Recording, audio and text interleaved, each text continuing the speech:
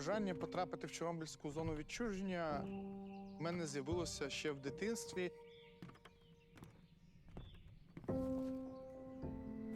Коли вперше проникаєш в Чорнобильську зону, ти відчуваєш себе першовідкривателем, що може бути більш таємничіше і відлюдькувати, ніж Чорнобильська зона відчуження.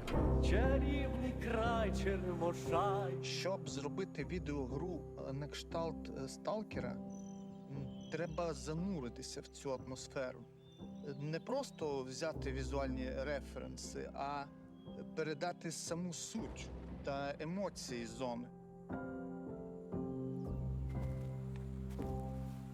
Знаходячись там, ти, звичайно, відчуваєш цей зв'язок з історією і з тими подіями, які відбувалися на цих територіях. От це почерк. У нас були такі випадки, коли йшов дощ, ми могли зайти в хату і просто годинами читати листи бабусі з її онуком, який жив під Києвом, і вони листувалися між собою ще до аварії. І ми сиділи, уявляючи, де зараз цей онук, скільки йому приблизно років, як в один момент це може зупинитися назавжди. І як в один момент можна втратити все.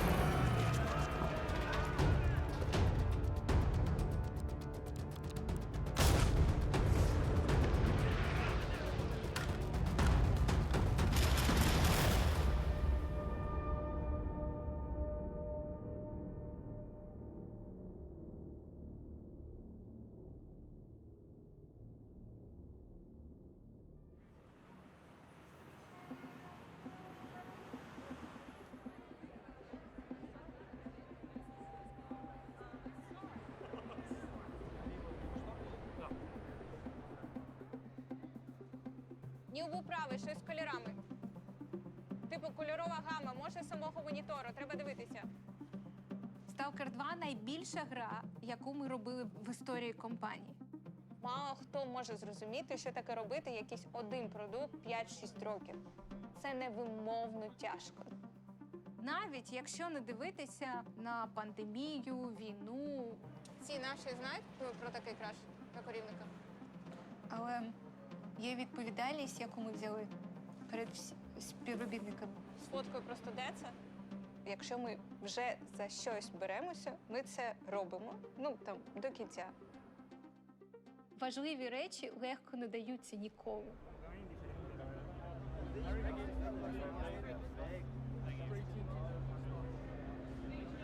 Цей Gamescom 2023 – це буде перший раз, коли ми покажемо гру гравцям.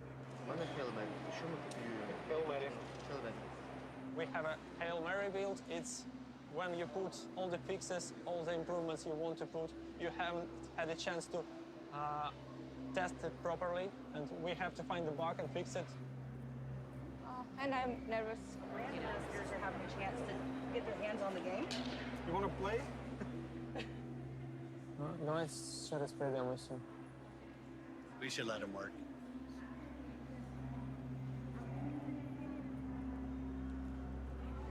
Для нас поїхати на Gamescom – це сміливе рішення. Типу, а якщо йому не сподобається? І ти про це думаєш, і тобі аж холодок по спині. We understand this game has a lot of expectations from million of players. Тому що у 2007 році перший Stalker, вона була супер успішною. So far, so good. Ми стоїмо на спинах легенд, які створили перший сталкер. І нам не вибачать, якщо ми зробимо його меншим, ніж великим.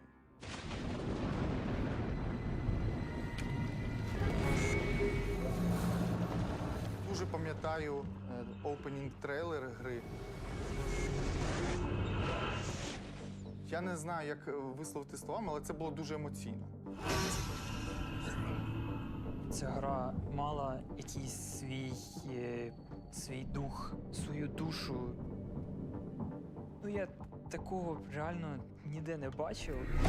If you only knew where I've just been and what I saw. Stalker was one of the most breakthrough anticipated title of that time. A small studio was able to instill their culture, their background, and what that country had gone through in a fiction world. Straight from the heart of the Ukraine, here's Stalker.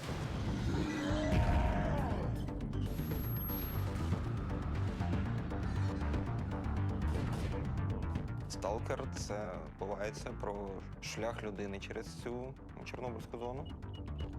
Це такий синтез класного шутера і радянської атмосфери, особливо там на Заході.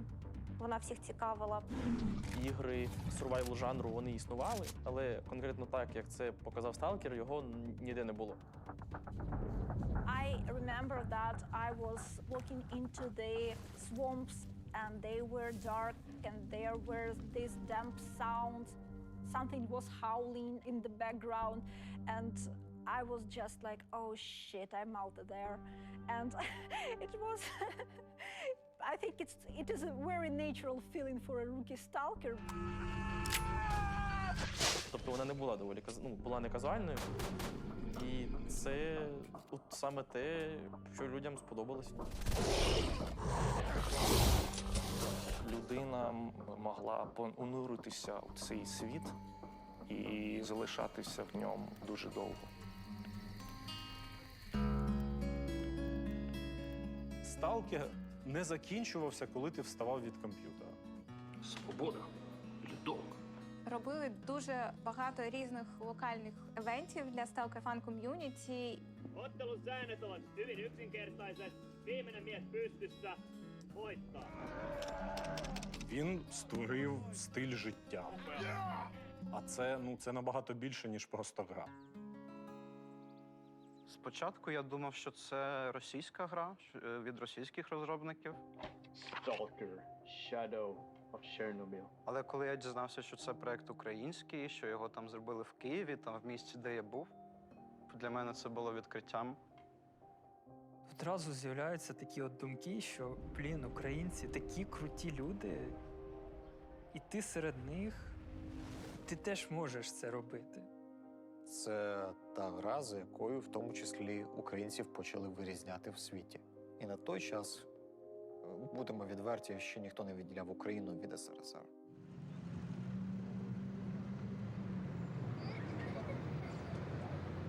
Ми народились в Україні, і на той час вона була частиною Радянського Союзу. Там перші комп'ютери, на яких можна було хоч щось грати чи ігри, щось по типу 91-го року. Це був ZX Spectrum. Такі консолі були у одиниць людей на всю країну. Вони були дуже дорогі. І мій батько, він вирішив ті гроші, які він збирав на автомобіль, витратити на купівлю першого комп'ютера. Це було досить складно пояснити моїй мамі, але він наголошував, що це інвестиція у майбутнє. GSC була заснована в Києві, в Україні, в 1995 році. Компанію заснував мій брат Сергій. GSC – це його ініціали. Григорович Сергій Константинович. Це взагалі була мрія зробити щось визначне. Тим більше в Україні, де до цього гейм-індустрії як такої не існувало. Мені було дуже цікаво розуміти, як розробляється контент. Прийшов на фултайм роботу і розпочав працювати як QA. Мені тоді було 14 років. Зі всіма спілкувався, дивився, як вони працюють. І так я дізнавався, як робити ігри. Це були такі дуже творчі люди. які намагалися зробити щось дуже цікаве, щось дуже нове і щось дуже прогресивне. І тому в нас досить багато приходить людей, які не працювали до цього в ігровій індустрії, але вони є кваліфікованими програмістами. Я приєднався до GSC Game World в березні 2002 року. Тоді це був ще проект Oblivion Lost. Сталкер, в ньому була сюжетна конструкція інша. Це була не чорнобильська територія. Це було десь майя. Там були ацтеки і майя, і от щось таке, і прибульці. Але плюс Сергій хотів додати дещо, що би прив'язувало це до України.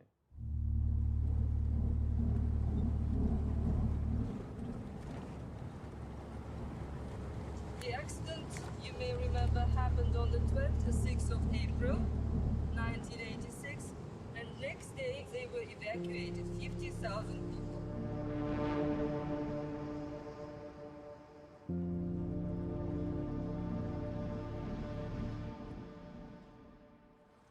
Ми з командою випадково поїхали на екскурсію в Чорнобильську зону.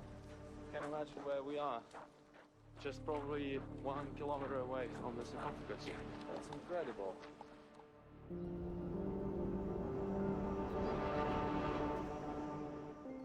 Побачив цей сеттинг і такий вау, мабуть, хочеться зробити про цю гру. Випадковість, яка потім проростає в щось більше. Це на той час було дуже контроверсійне рішення. І я знаю, що були коливання з цього приводу. Трагедія була дуже близькою ще в той час. Ця кров ще так, вона була тепла.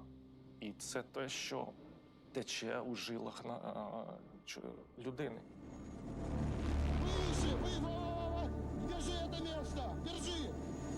Moscow does not like to admit mistakes, just bury them. Tonight it seems to be doing both. Moscow stunned the world by announcing an accident at one of its nuclear power plants. And the fact that it said it in public may be a tip-off to a lot of destruction, possibly death, for some of the 2.5 million people around Kiev.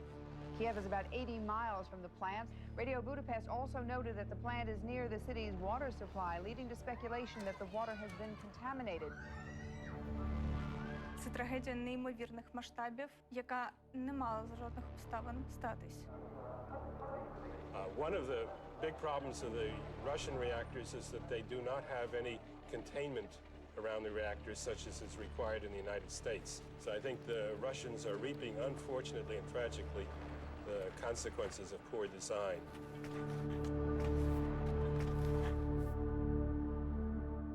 Мій дідусь був ліквідатором. Він будував стіни підземні, щоб підземні води не потрапили далі, ті, які заражені радіацією. Він помер від раку. І я очікую, що дуже багато людей, ті, хто там народились, ті, хто там живуть, так чи інакше помруть від раку. Люди розуміли, що вони загинуть, і вони все одно вирішили піти на це, щоб врятувати сотні тисяч людей, може більше.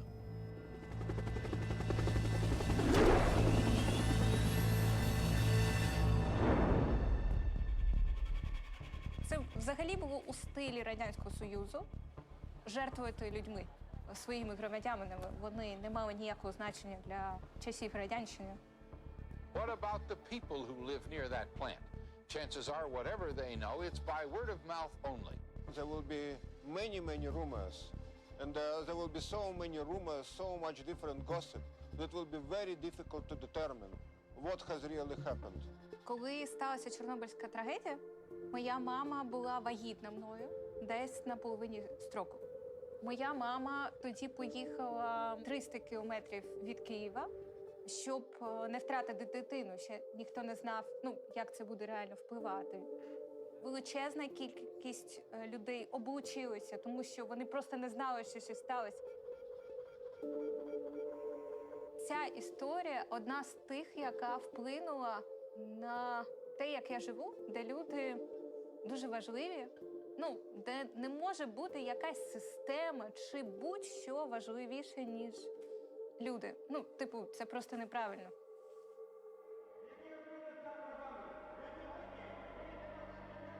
До 86-го року Україна ще була десь ментально в Совєтах. Але після 86-го я вважаю, що цей рахунок цих днів, він вже сходив на нуль, на нівець. З'являлася нова самостійна Україна. Конституція і закони України, а Конституція і закони СРСР не діють. Цей акт набирає чинності з моменту його ухвалення. For most Ukrainians, the chance to set off on their own is a dream come true. A chance finally to cast off 300 years of Russian rule. Political affirmation of independence is only the first step in a long process of disentanglement from 7 decades of Soviet centralized planning. Only when that process is completed will Ukrainians be masters of their own destiny.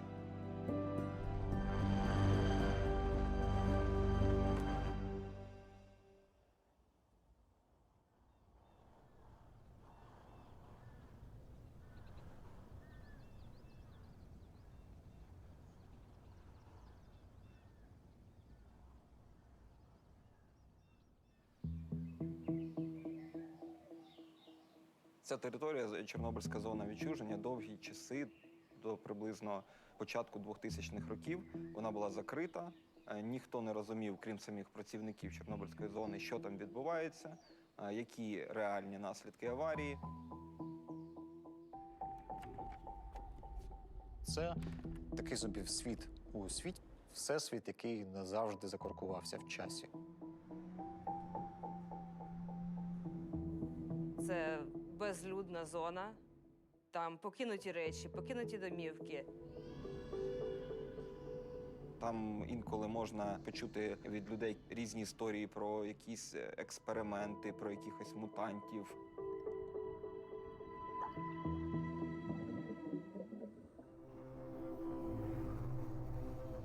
Те, що там створилося. Це дуже красиво і надзвичайно якось так виглядає привабливо, незрозуміло.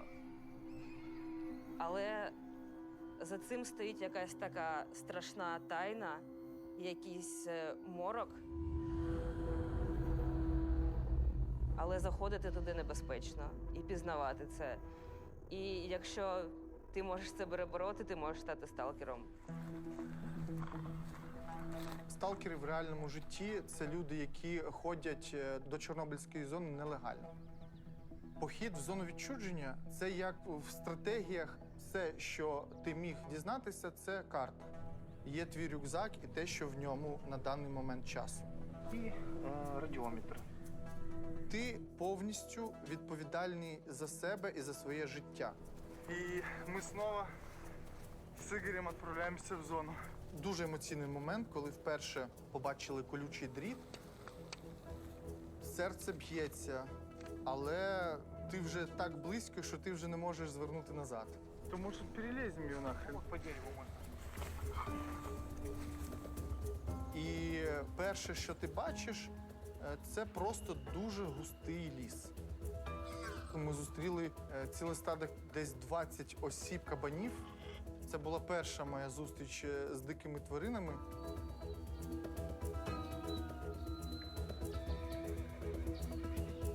Ми можемо літералі побачити, що реально робить природа. Старий будинок, у якому колись жили люди, були щасливі, ростили дітей. А зараз там, не знаю, на 5-му поверсі з підлоги росте невимовно красиве дерево. Просто посередині кімнати.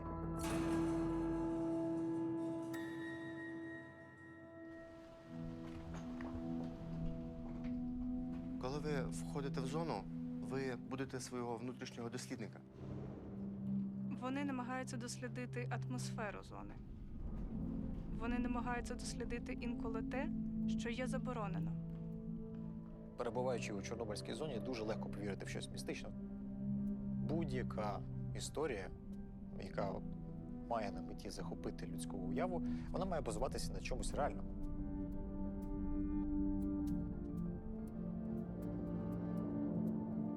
Оце ставлення, що це дуже небезпечно і дуже дивно, Хорошо сохранившаяся церковь. він такий дуже атмосферний. Там всі також чекали якогось дива. Звичайно, що є і радіаційна небезпека. Ти ходиш і тицяєш лічильником Гейгера у кожну калюжу, кожний люк, а раптом він радіоактивний. Этот металл действительно довольно-таки радиоактивен.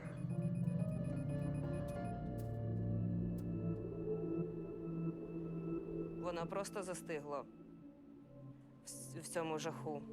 І ця територія як пам'ятник тому, чого не має відбуватися на цій планеті. Той час залишився у 86-му році. І це дуже, з одної сторони, трагедія, а з другої сторони, це велика вдача, що ми маємо такий музей. Музей часу, я б назвав цього.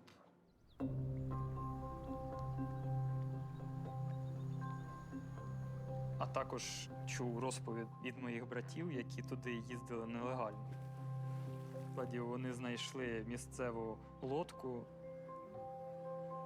і пропливли там по річці. Заночувати десь на другому поверху, щоб тебе не зловили, там не побачили.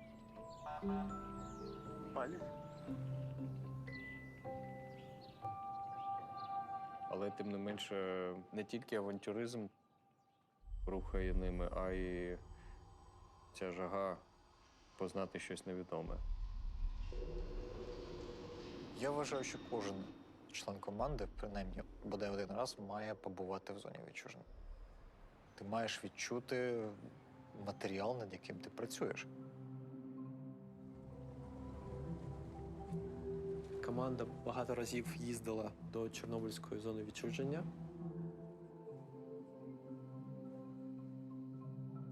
Збирали референси, збирали відчуття, котрі ти відчуваєш в такій безлюдній території.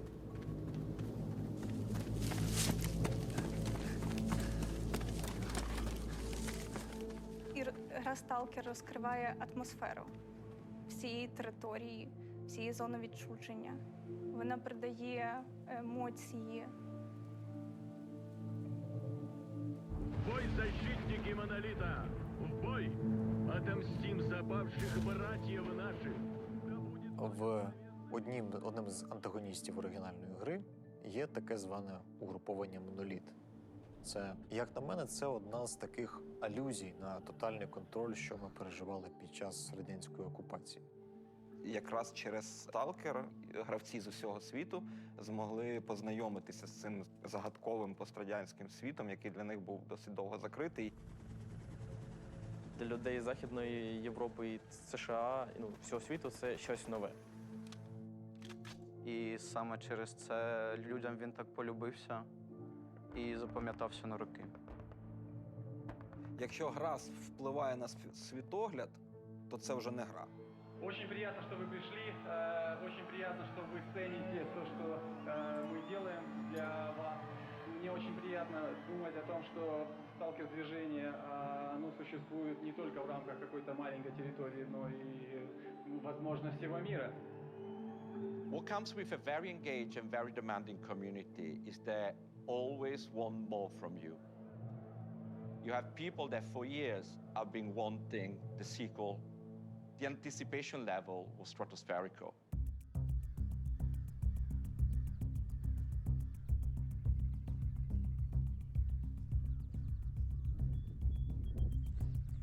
Я був в зоні відчуження, і якраз на даху 16-поверхівки я вийшов в Фейсбук, я побачив, що анонсували другий «Сталкер». Це для мене було дуже емоційно. І вже тоді був сайт «Сталкер 2». Це була чисто заглушка, де був логотип «Сталкер 2» і електронна пошта. пишу ком'юніті-менеджерам, де мене надихнув сталкер, коли я був дитиною. Я концепт-художник, ось моє там портфоліо, я готовий з вами працювати. Не дуже горів бажанням тоді змінювати роботу, але я подумав, що, ну це ж сталкер, це проєкт мого дитинства, який мене спрямував так по життю. Мій брат Сергій пішов з компанії в 2011 році. В якийсь момент я зайняв позицію CEO і керівником студії. У тебе має бути велика команда розробки контенту, арта, анімації. Ми створили таку команду, котра була дуже сильна, дуже досвідчена. Я попала в індустрію тільки тому, що йому потрібен був продюсер і кризис-менеджер. Він попросив мене заїхати буквально на 2-3 дні і допомогти йому. Це було 8 років тому. І сама команда створена і підібрана з добрих і гарних людей. Дійсно, це схоже на більш сімейні такі відносини, коли до співробітників ставляться як от до членів сім'ї. І я вперше бачу людей настільки пасіонарних. Це люди, які живуть цим, які цим горять. І це дуже сильно надихає.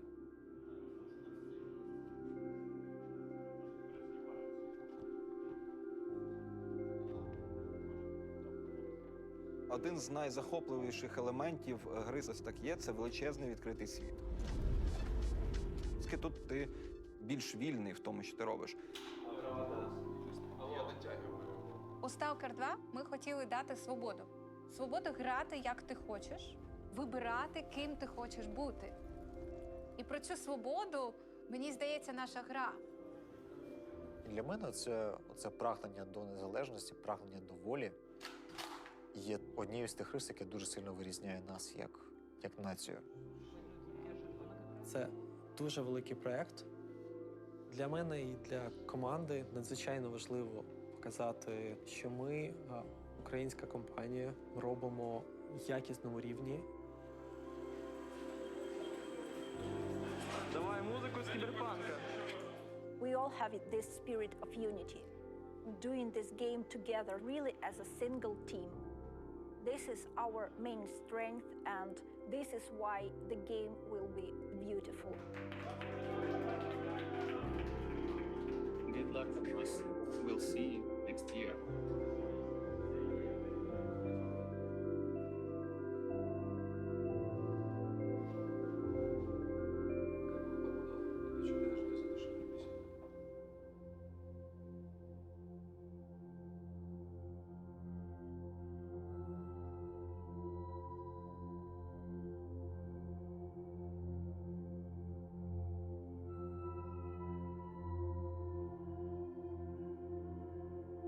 Війна – це не те, до чого можливо приготуватися. Ні морально, ні фізично. Війна – це не є нормальним станом для людей. Але наші вороги живуть, марять ідеєю повидобути якийсь кадавр з Радянського Союзу. І це не ті люди, які просто так полишають свої цілі, коли вони вже взялися за них. Тому я був абсолютно певний, що вторгнення буде.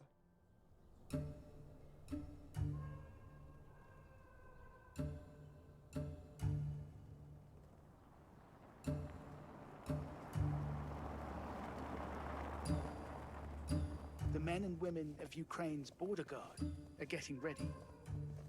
They may be called upon to be this country's first line of defense. It all began last November when satellite images began showing Russian troop movements close to the border with Ukraine. Найбільше нервувати я стала восени 21-го року, коли російські війська типу на навчаннях були під українськими кордонами у різних місцях. And yet, the authorities have been playing down the current threat, saying the Russians do not currently have enough forces in place for a full-scale invasion. If you looked at social media in Ukraine yesterday, all the talk was not about invasion, but actually they're contender for the new Eurovision Song Contest. Ну, я тривожився не те, щоб надто сильно, тому що Росія часто проводила тренування кожен рік. І те, що вони бряцали зброєю, ну, це було не нове. Russia's Foreign Minister Sergei Lavrov said his country had no plans to attack Ukraine. Все гучніше так звані рупори Москви починали говорити, та нічого не буде. За всю історію ми звикли, що якщо росіяни кажуть, що нічого не буде, то треба хвилюватися. Я нервувала ще більше.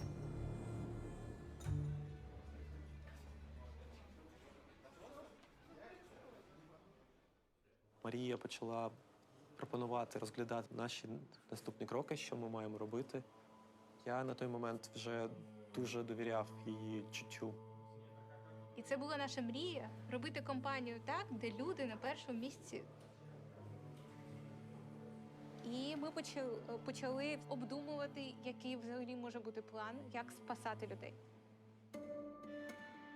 Я дуже люблю грати в стратегічні ігри, тому що там завжди треба мати багато різних стратегій та планів.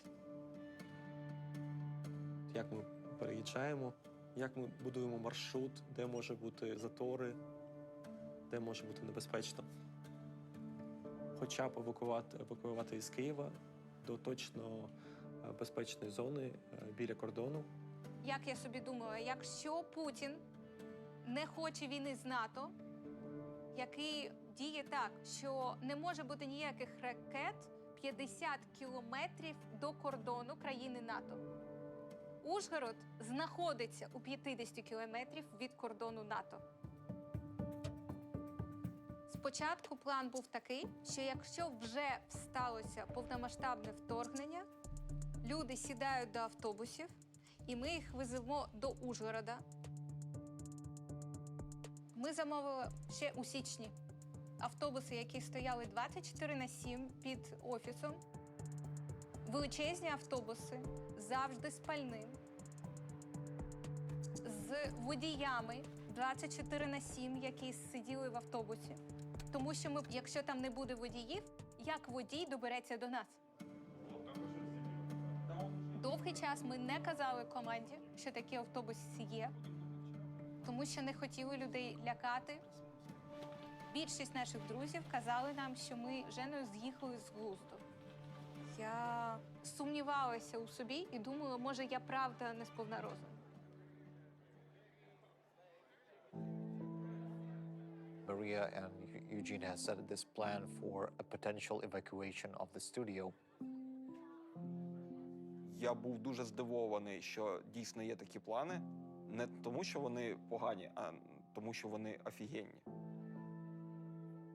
A lot of companies use the pitch that we're all family here, but I have never seen a company go to such length to validate that statement.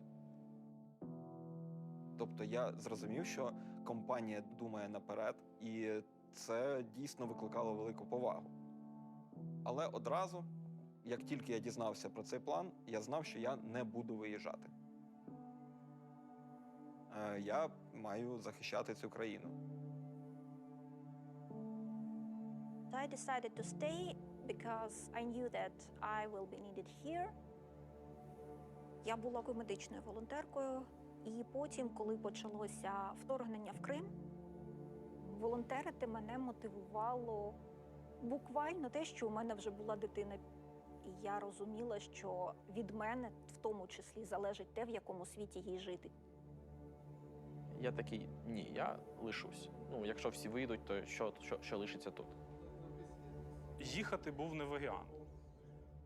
Я б собі не вибачив. Я буду відвертим, мені, як і більшості людей, не вірилось. У 2022 році може почати щось настільки масштабне, настільки серйозне і настільки просто жахливе. Я їх розумів, тому що я не до кінця вірив сам. Яка війна повноцінна в 21 столітті? Це абсолютно сюрреалістичні речі. А мені хотілося кричати: люди, будь ласка, спасайтеся. Ми єдине, що вас просимо, посидіть хоча б у Ужгороді. Навіть якщо нічого не трапиться, це буде просто тріп для студії. Відпочинемо в горах, там дуже красиво. Для багатьох людей з команди, що вони хочуть продовжувати цей проєкт. Далі його розвивати. Їм було неважливо, це буде в Ужгороді, чи це буде в будь-якому іншому місті. І це все, що здавалося як чимось нереальним. Але у той же час я зібрав речей приблизно на тиждень. Мені здається, люди просто хотіли і до останнього вірили в найкраще.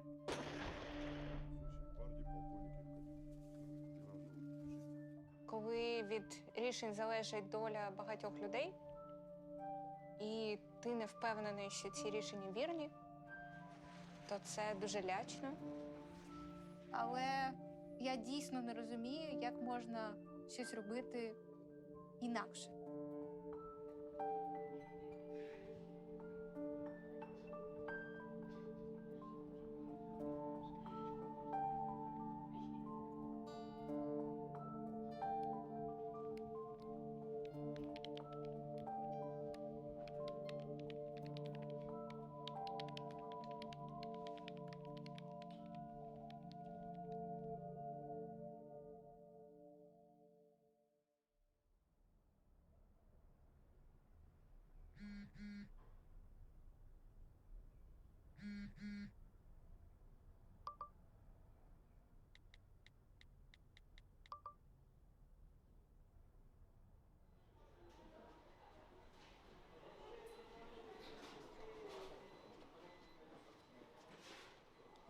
Пам'ятаю, о 6 ранку нам написали, сказали, що цей день настав.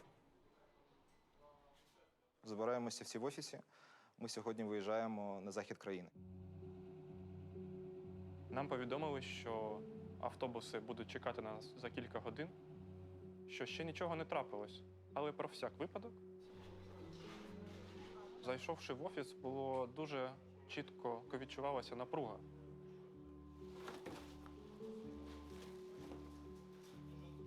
До цього були стільки розмови, що раптом що, а зараз це вже серйозний діалог. Сказали, збирайте документи, речі першої необхідності.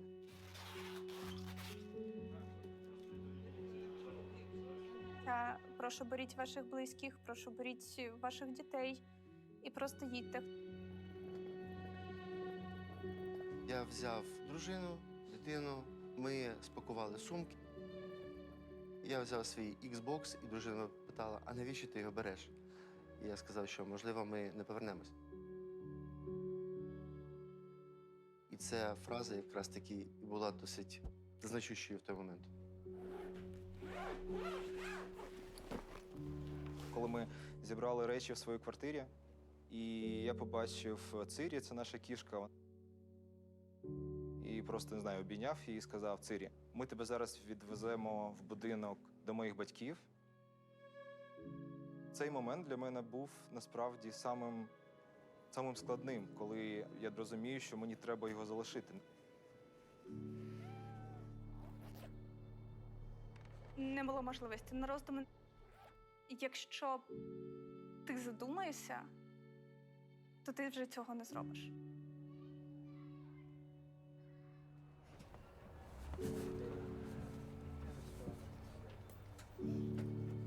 Це було дуже складно виїжджати з Києва, але коли ми виїжджали, ми дійсно не розраховували, що це затягнеться надовго.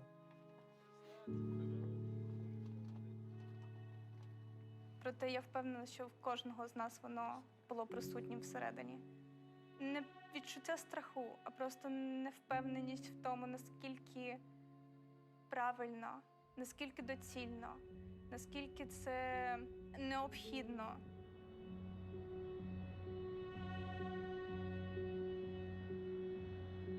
Частина людей поїхала автобусами, частина на своїх машинах. Нам просто сказали, ось координати, їдьте туди. Це найбільша країна Європи. транспорт з Києва до Ужгороду займав багато годин.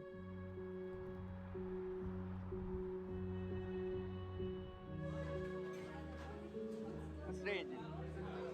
Чувак. Там гори, дорога дуже складна.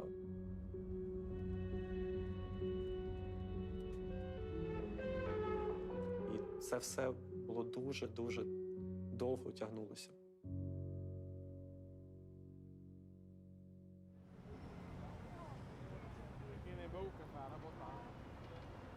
Посеред ночі приїхали до Ужгороду, вийшли в готель і просто хотіли поїсти банош, бограч. Це українські страви, які притаманні тій території. Тож багато людей вирішили прогулятись по ресторанам, пити багато алкоголю і просто відпочивати. Ми почали гуляти по місту. Просто насолоджуватись містом. У той момент я не відчував певного страху. Атмосфера була хоч і тривожна, але позитивна. Ми одразу домовились, що для того, щоб не проживати цю всю ситуацію як стрес, ми сподівалися, що це буде тиждень такої, так би мовити, відпустки. Але я ходив і попереджав, будь ласка, будьте стримані. Можливо, таке, що нам доведеться дуже швидко звідси виїжджати.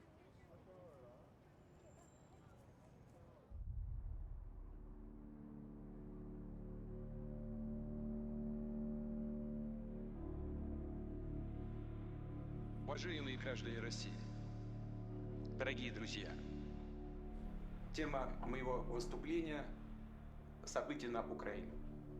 И то, почему это так важно для нас, для России. Один з дуже страшних для мене днів – це була промова Путіна. Конечно, мое обращение адресовано и нашим соотечественникам по Украине. I stayed in Kiev with my mother and my daughter. My friend in Moscow, he called me in the middle of the night. He worked in television and he saw Putin's speech before it was aired. Современная Украина целиком и полностью была создана Россией. And he said that, Dasha, you have to run, it's war. Здавалося, що після його промови через 5 хвилин підуть ракети. Россия имеет полное право принимать ответные меры обеспечения собственной безопасности. Именно так и будем поступать.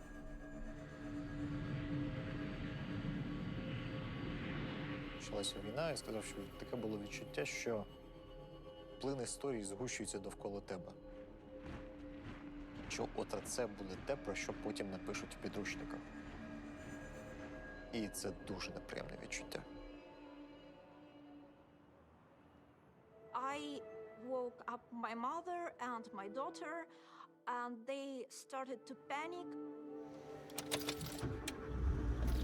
We found a friend of the family who has a car, and she took them to the border. I was waving to the car, and so my daughter was pressing her cheek to the rear window, and she was crying, and I was crying.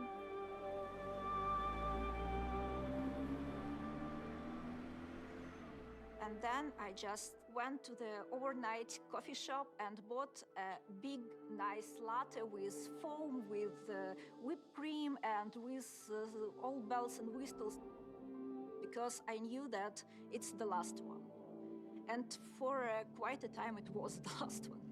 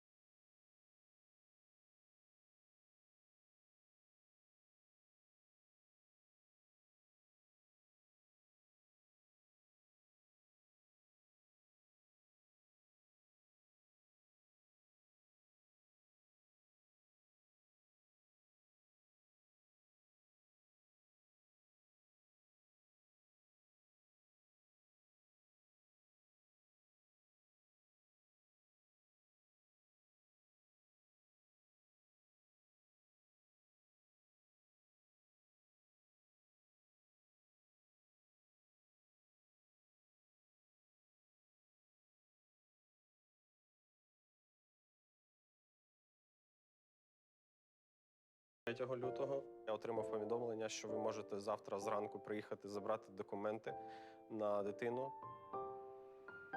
В нас був план виїхати з країни 24 лютого. Але все пішло не так, як планувалося.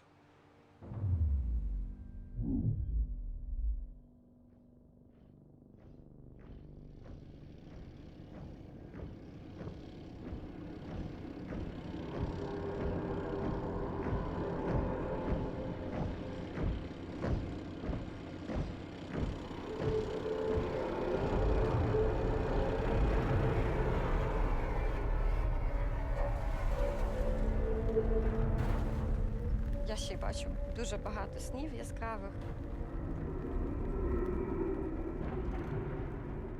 За вечір до мені снилося, що на мене впала чи просто впала металева конструкція, башня, не знаю.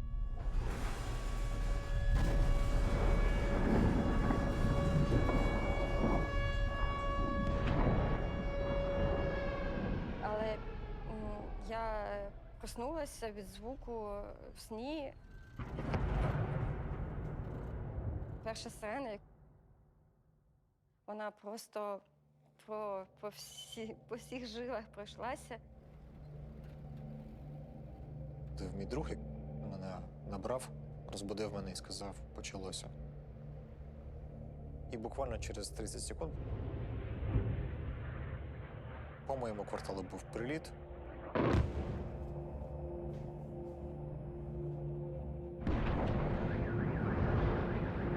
Я прокинувся від вибухів. Це були перші прильоти по нашим аеропортам та нашій енергосистемі.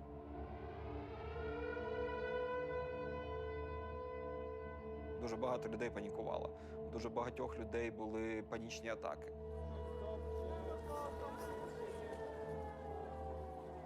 Я пам'ятаю першу тривогу, яку ми почули в Києві. Це було доволі моторошно. Найбільша моторошність, вона була через моторошність розуміння, що від цього звуку там буде залежати твоє життя.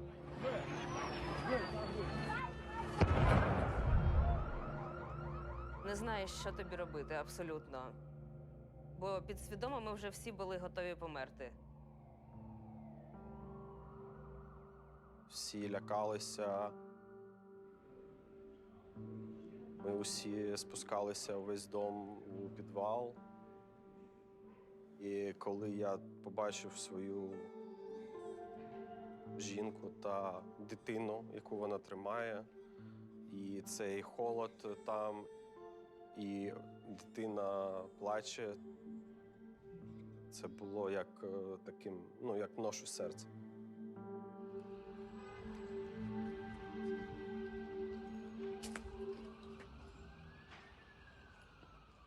In daylight, the damage is clear to an apartment block where the debris fell. Safety now means going underground, metro stations becoming bomb shelters as Russia turns on its neighbor. Я кажу чоловіку, що ми не можемо тут залишатися. Вирішили поїхати на захід країни.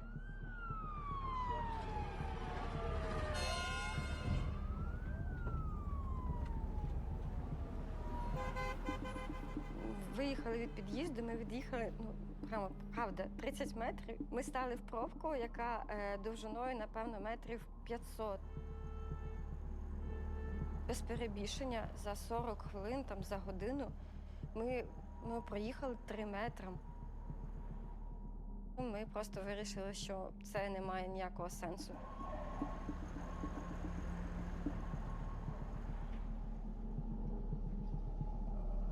Всі, хто дзвонив з інших країн, плакали, пропонували тобі виїхати. Але виїхати вже було також страшно, бо російський десант летів з усіх боків.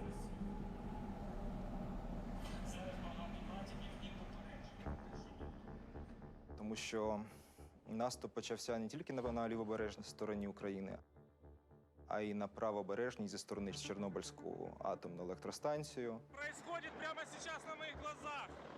Russia appeared to be targeting essential infrastructure. helicopter gunships hovering above a power plant.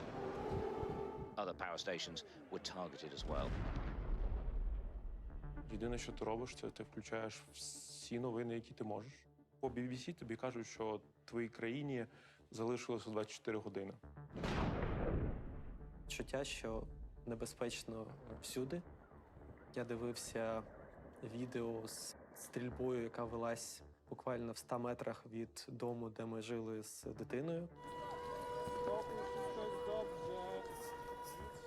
Це був якийсь, не знаю, найстрашніший момент за все життя.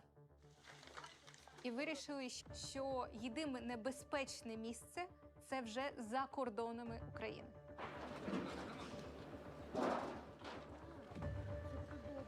Не було часу, щоб розмірковувати про це, щоб це переживати. Треба було займатися евакуацією, розміщенням людей в Угорщині. Ми організували автобус і відправили їх пересікати кордон.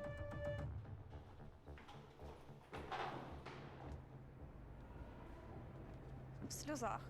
Вийшли з готельного номера в лобі. Час був обмежений.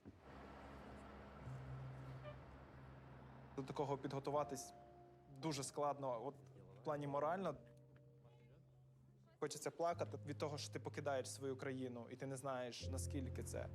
Я бачила, як наш колега сів з нами в автобус. І потім за 30 секунд до відправки автобуса він взяв свій рюкзак і вийшов з нього. І тоді я задавався питанням, а чи правильно я роблю? Моя мама відмовляється кудись їхати.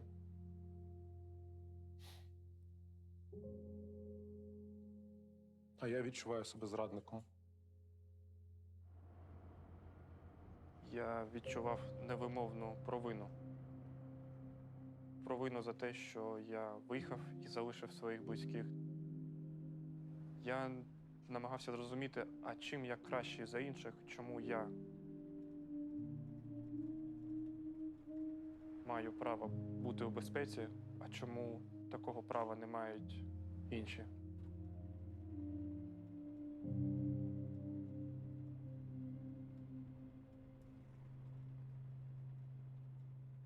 Returning to Ukraine now, and the east of the country where fighting is intensifying. Its armed forces are increasing their efforts to train volunteers to reinforce those on the front line. These budding recruits will hand over their details and wait for the call. Citizen fighters in a nation which is rapidly mobilizing. Я Дмитро Ясенєв, розробник сталкера. Ніколи не міг уявити, що в 21 столітті в центрі Європи може статися повномасштабна війна і доведеться взяти до рук зброю. Таким чином, в перший день війни я і приєднався до Збройних сил України. Не було розмови з дітьми про це. В мене не було відчуття, що є час певний обміркувати, все зважити. Volunteers queue for hours to sign up to fight for their country. Men and women of all ages and from all walks of life crowd in the recruitment building. Почала обдзвонювати своїх військових друзів, і я знову почала робити те, що вмію. Добувати рідкісну техніку, там оптику, рації. Я пішла записуватися в тероборону в Броварах. Я підійшла до цього центру, там було дуже багато чоловіків. Бачили просто величезну кількість людей, яка йшла в цей рекрутинговий центр. Це було тисячі людей. Вони були готові воювати. Tonight, there is overwhelming support for the men and women being asked to save their country. But there's also a deep fear the effort will not be enough. На момент, коли я приєднався до Збройних сил, Київ ще перебував на межі оточення з кількох напрямків. Скажу напряму. Тобто всі, хто туди прийшов, не думали, що це... Насправді, можу сказати від себе, що з людьми, з якими я там спілкувався, ніхто не думав, що ми проживемо більше 2-3 днів.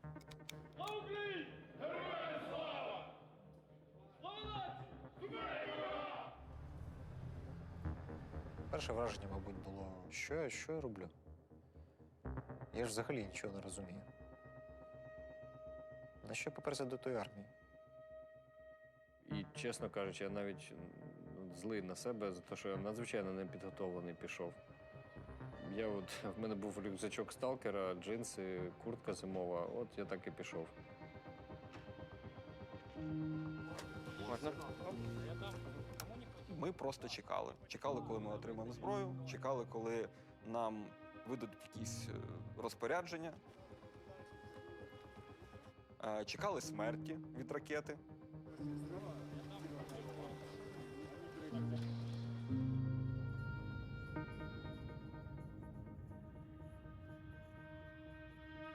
These queues have been sitting here for hours, and if I can describe it to you, it is quite simply chaos around here right now. This is a scene that is being repeated across the multiple borders of Ukraine. We're seeing it in Romania, in Hungary. На кордоні були величезні черги. Ну, там, не знаю, сотень тисяч машин. З 5 ранку до 6 вечора кордони все ще були відкриті. Автобус, який був перед нашим автобусом, ще проїхав кордон у Європу.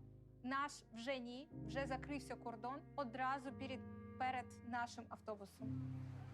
Нас на тому кордоні було десь 40-45 осіб, включаючи дітей, стареньких.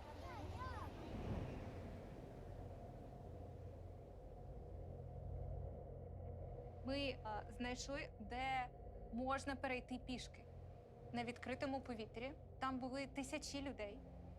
В Україні у лютому дуже холодно. Звісно, було жахливо. Там поле, там вітри, це обдуває з усіх сторін. Тобі не можна десь сховатися від вітру. Там нема магазинів з гарячими напоями чи з чимось ще, з їжею, нема нічого. Кордон, коли ми вийшли, був перекритий і нас не пускали. Сказали, там вже багато людей, розвертайтеся звідси, давайте. Там на місцях все ж вмовила. Але після цього сам перетин, піший перетин, зайняв там 12 годин. І там поле, там вітри. Я думаю, що я так не замерзала ніколи у своєму житті ever.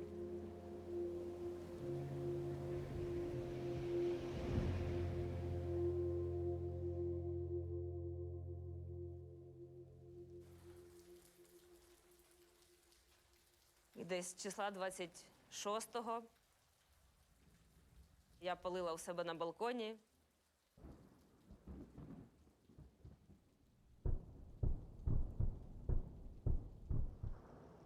Летить металевий дощ. Ти спочатку не розумієш, що це. Ти тільки цук-цук-цук-цук-цук. Потім ти розумієш, що це металевий дощ. Зі снарядів.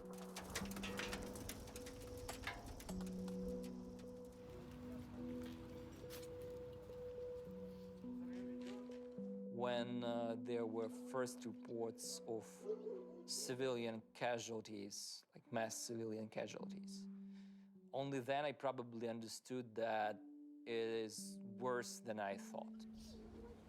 Everybody was so shocked. We didn't want to eat, we didn't want to drink, nothing. We didn't want to do anything, just read the news and wait. A drone's eye view of a city in agony. Mariupol burning. Apartment blocks in ruins after 2 weeks of unrelenting Russian bombardments. Моя мама і мій дідусь, вони застрягли в Маріуполі. Маріуполь вже оточили. І, тобто, місто, це стався повний блекаут.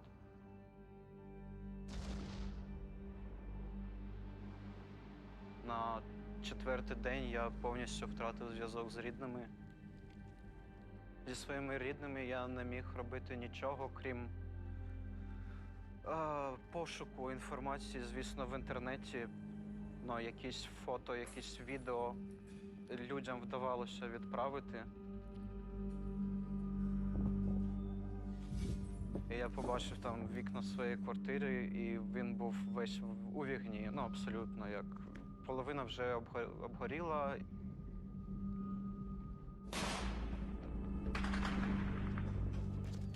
І на наступний день я побачив російський сюжет від російських воєнних кореспондентів.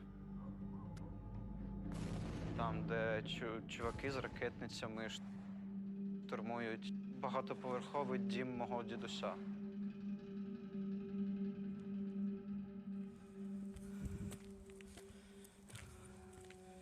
Вот что осталось от нашей квартирки.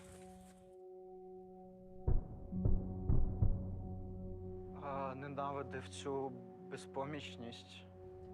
От просто це було повна руїна того відчуття, що ти контролюєш своє життя. Я втратив надію, що вони ще живі, і я дуже ненавидів себе через те, що я тоді не вмовив їх поїхати.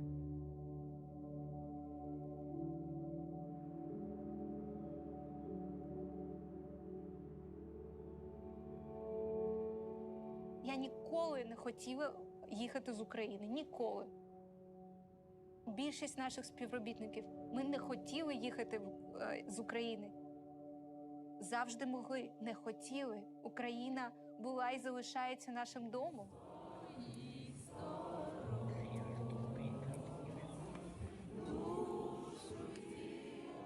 Перші дні після того, як ми тільки перетнули кордон, ми просто, щоб не зійти з розуму, в Будапешті ще ходили в український центр і просто проводили там дні. Був просто дуже великий страх і незнання того, що буде далі. Зовсім. У нас були великі розмови, коли ми взагалі вирішували, якщо війна, якщо це не 2 тижні, не місяць, а може це роки, що ми будемо тоді робити? У нас майже немає техніки, у нас втрачені наші capabilities по фотограметрії, motion capture, аудіостудії. Багато чого втратили. Працювати – це один з найважливіших моментів, щоб не зійти з розуму. Нам дуже всім хотілося працювати над грою.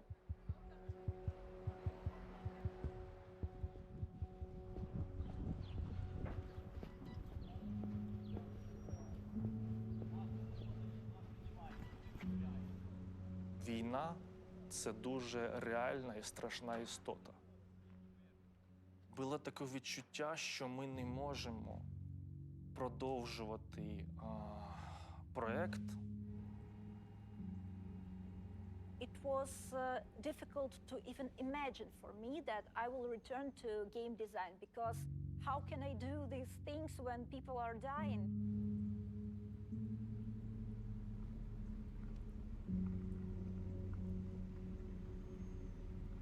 Просто куска дома нету.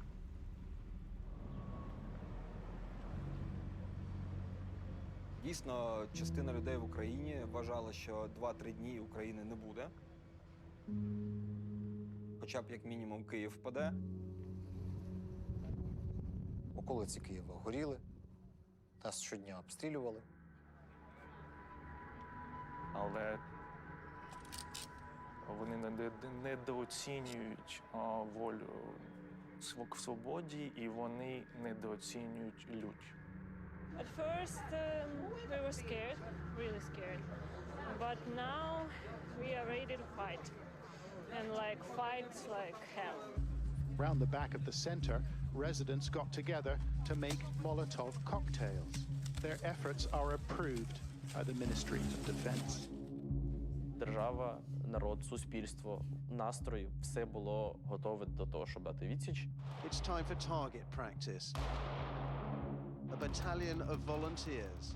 Що об'єднує те, що ми перебуваємо тут, бо ми захищаємо свої домівки, свою країну. My flat turned into shelter. Я давала людям якісь маленькі завдання, маленькі прохання. Подивитися, де наливають питну воду сьогодні. Подивитися, які сьогодні працюють аптеки, що в них є. Усі ділилися тим, що в когось було. Тобто там ніхто навіть там тебе не просив за це якісь гроші. У всіх була одна мета – це було вижити. Вірити в те, що це не останній день, коли ти живеш на цій землі.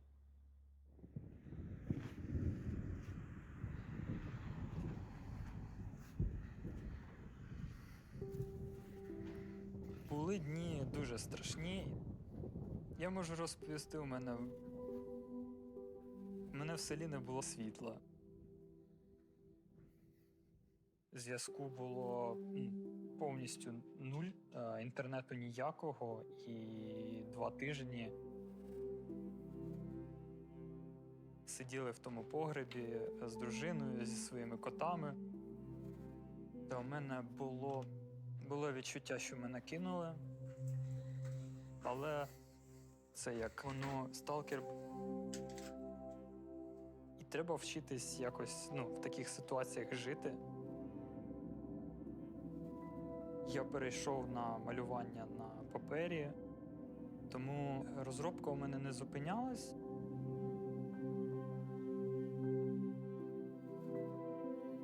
У мене був інтерес тільки сталкер. І у мене є ціль в житті зробити цей проєкт.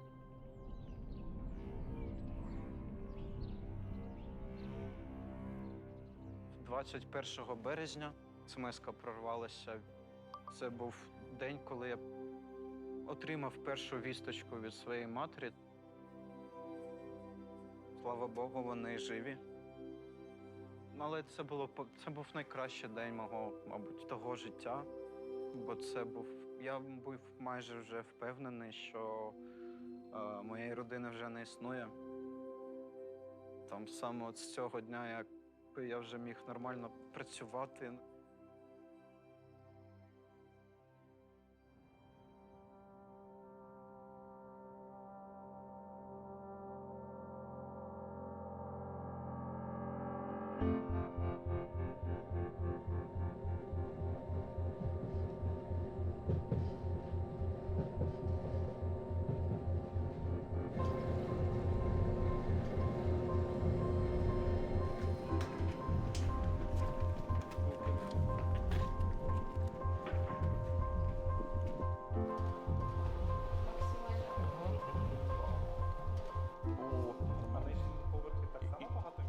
Ми знайшли офіс до Чеської Республіки. Дядько нашого співробітника знає людей, які керують цим офісом у Празі.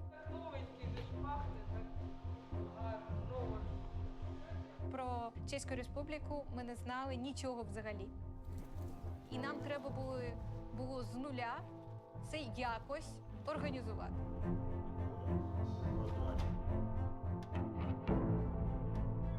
Інтернет.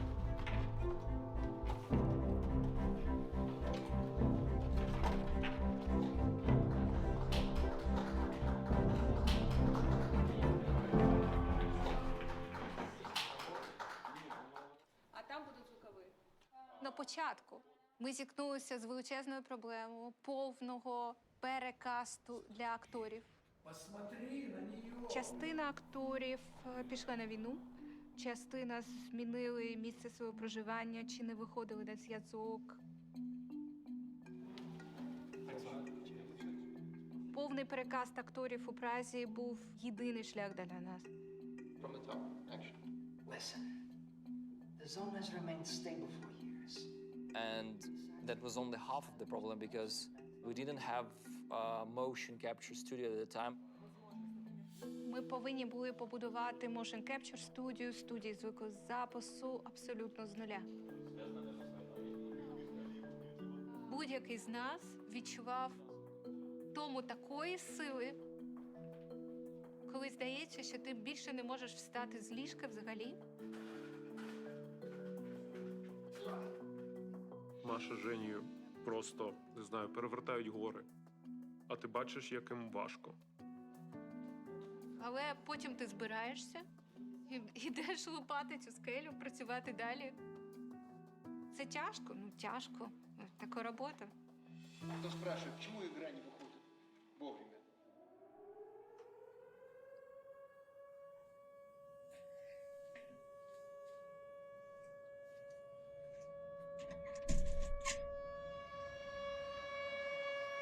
Рабочий день начинается с тревоги.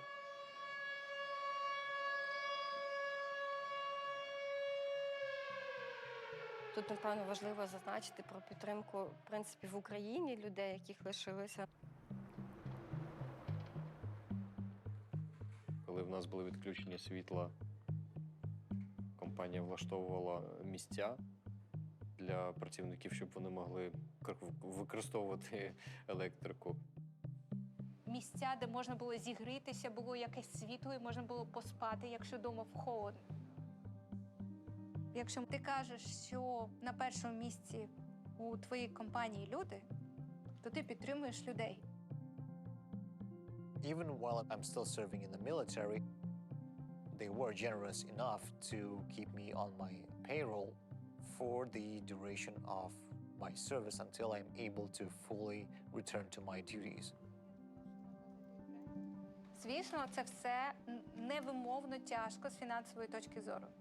Але можу сказати, що є якісь важливі речі, які важливіші, ніж гроші.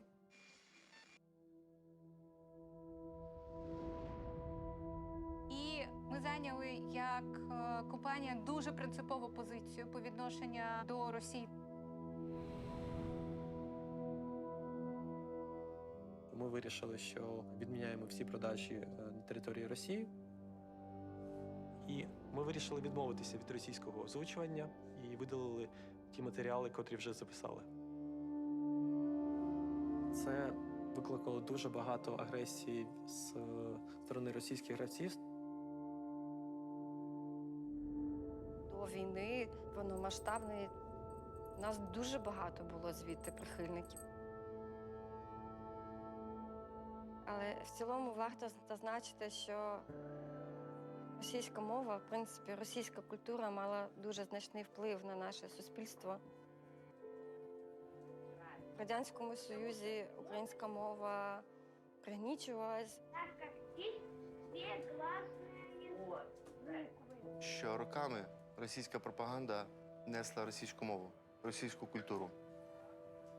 Вона подавлювала локальні культури всіх народів, які оточували Росію. Українці мали дуже довгу історію боротьбу з росіянами, їхнім впливом на нас, нашу культуру, на нашу мову, на нас самих. Українською говорити, розділяти нас і їх. І це для нас стало важливим. The decision to not support the Russian market is the right decision, but comes with consequences. Немає дня, коли вони не намагаються зламати цю компанію.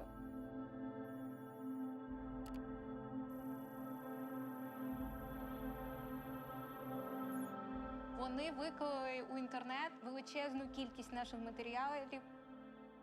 Це була агресивна зламати, щоби знищити. Ти змогу знищити нашу компанію.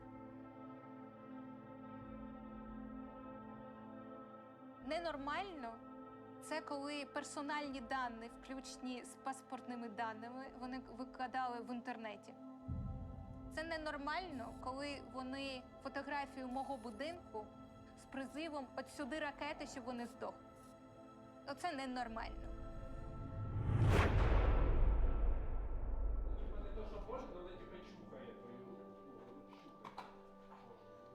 Every hurdle, every leak sets the bar higher. Гра для нас зараз це елемент спротиву. Ми працюємо, щоб довести. Нас неможливо зламати These guys are pulling me apart, man. I don't know what they're doing, you know? They just you can feel free. They're tearing me limb from limb. But it feels good. Yeah. Oh, it feels good. Прекрасно, що це великий проект, який чекають, на який дивиться весь світ. Ніхто не хоче зробити гру, яка буде, яку забудуть через рік. Вже через 2 місяці у нас планується наша участь на івенті Gamescom 2023, де вперше наші фанати, вони зможуть спробувати Stalker. У мене є побоювання, що якісь інші відділи можуть не встигати. Може там десь налаштований процес, може ще якісь технічні проблеми. Але ми переносили реліз вже декілька разів. Це як у кішок. Якщо у них 9 життів, то це наше 9. Це останній шанс, який у нас є.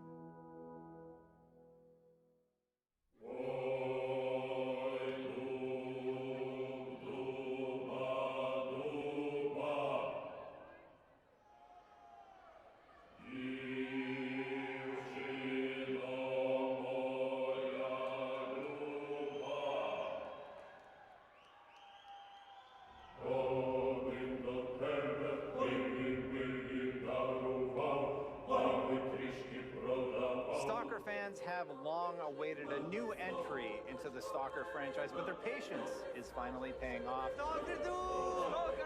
Have fun. Stalker as a franchise has a very die-hard core of fans that expect a lot from this game, and I think they won't be disappointed.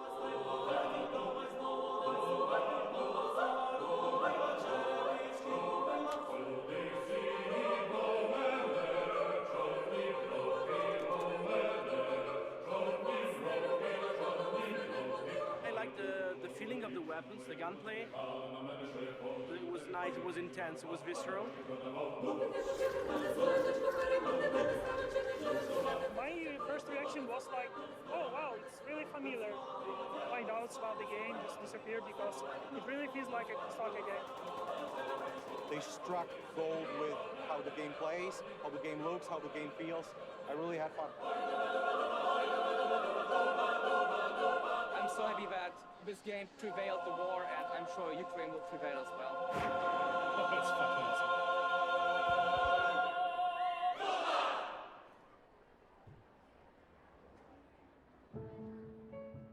Головне у цьому, що будь-який розробник хоче, щоб його гравець отримав задоволення. І вже маленька частина сатисфакції, типу, може, дійсно я щось зробив, ок. Для нас найважливіше це розважити людей. Це надихало. Вся команда була в захваті від такої реакції. Але, звісно, завжди буде частина людей, які щось одне очікують, а отримують трошки інше, і вони будуть ставитися до цього з критикою. You played Stalker 2. I sure did. The gameplay still seems a little bit early, like they definitely have a lot of polish to do.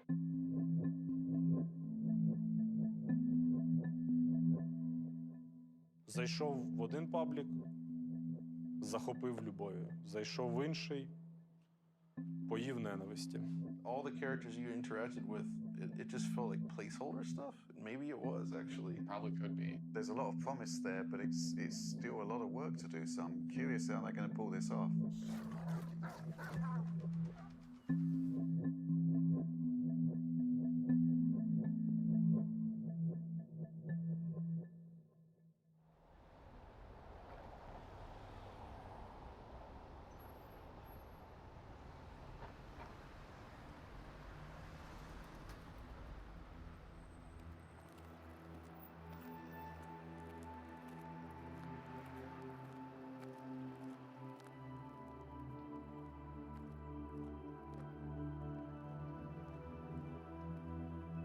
Немає у світі розробників, які хочуть випустити щось незавершене, чи хочуть зробити щось, що буде гравцям не цікаво.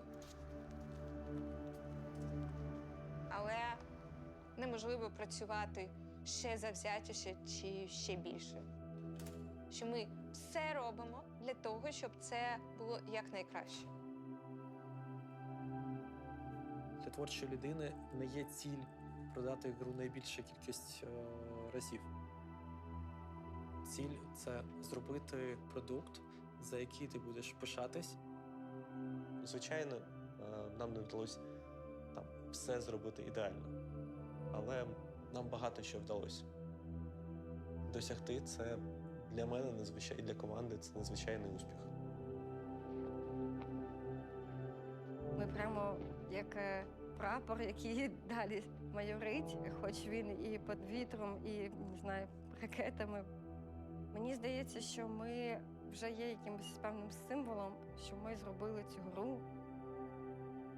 І я хотів би, щоб якийсь умовний гравець він розумів, що за кожною історією, за кожним елементом, що є в сталкері, є людина, яка перемогла себе, щоб довести це до кінця.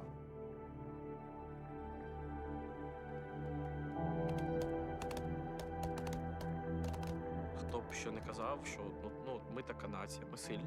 Ми однією рукою там снаряди досилаємо в арту, а іншою робимо гру. То це про нас. This is a team who's talking about their culture, talking about fighting for the existence of being a nation, of being a people, of having their own language. And now we all, as a world, have gotten to see how tenuous that in fact is. Це дуже складний проект.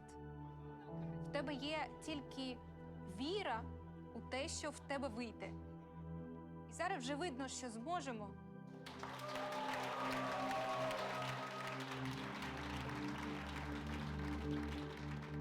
Whatever will they throw at us, we will do this game, we will finish it, we will make it awesome, and they will see. Побачимось на релізі. Слава Україні!